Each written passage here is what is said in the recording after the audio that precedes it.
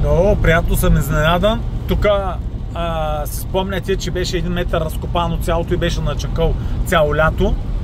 Вече са го асфалтирали преди да завали и да застуди.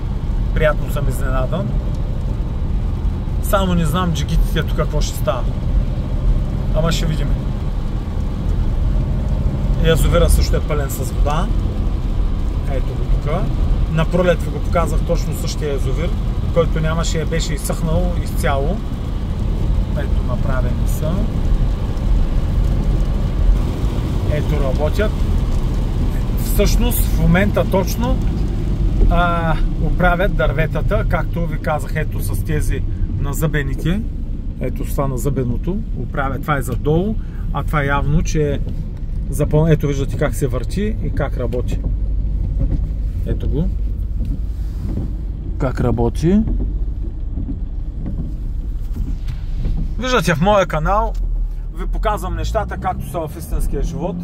Хората се стараят. Ето, чистят. Канавките са изчистени. Тук също, ако си спомнете, ето го момчето, нещо се е развалило.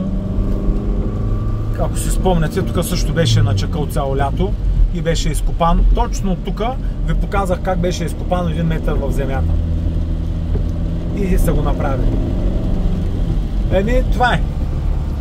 Движим се напред към проспериращия капитализъм. Да не забравяйте да ме последвате, аз съм Иларион и ще ви показвам нещата от живота такива, каквито са.